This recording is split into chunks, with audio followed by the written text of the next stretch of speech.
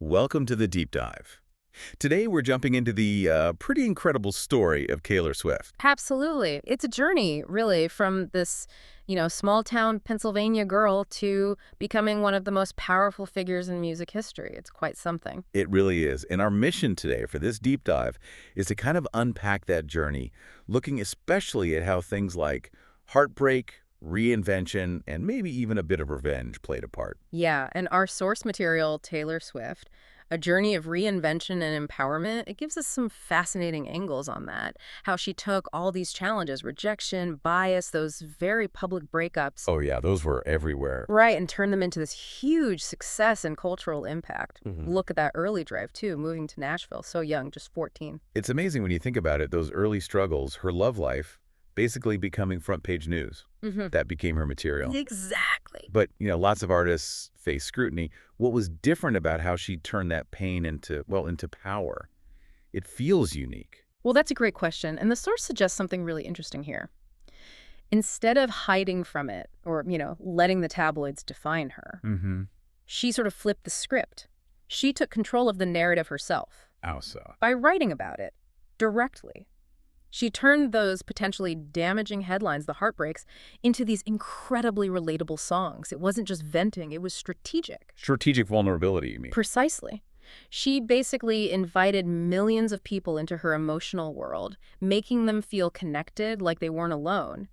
And, well, it turned every painful moment into a platinum hit, essentially. That's definitely controlling the narrative. Yeah. But then came maybe the biggest test.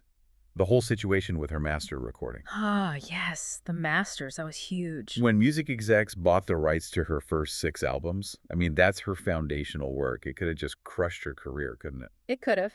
Many artists face that, signing away rights early on, and that's usually, well, that's kind of the end of that chapter in terms of ownership. But her response, our source frames it as this incredible act of, yes, reinvention, but also empowerment, maybe even, as you hinted, a form of revenge. So the Taylor's versions. Exactly. Uh, Re-recording her entire back catalog. It was completely unprecedented. No major artist had really dared to do that on such a scale before. Why was it so daring? What was she fighting against? It wasn't just about getting the songs back, though. That was key. It was about artist agency. It was about proving that creators can have control over their own work, their legacy, even after signing contracts early in their careers. It was a massive statement to the industry. A statement that clearly paid off. A I mean, look at where huge. she is now. Oh, absolutely. She's not just a pop star anymore. The source calls her a symbol of empowerment. The Eras Tour is breaking every record imaginable. Yeah, the economic impact alone is staggering. That's the other thing the source mentioned, shaking Wall Street. How does a singer achieve that level of, like, real economic clout? Well, think about the scale of the Eras Tour.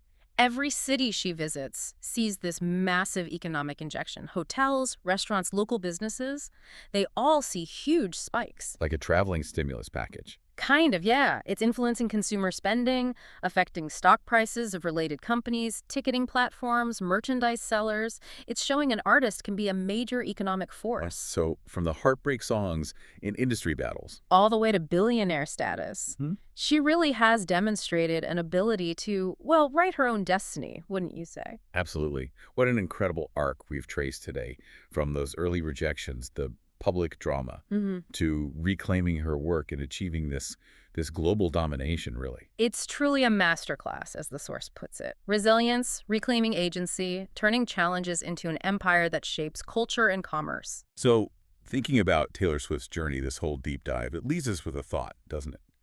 What does her story tell you, our listener, about the power an individual has to transform personal adversity and industry battles, not just into success, but maybe into changing the system itself?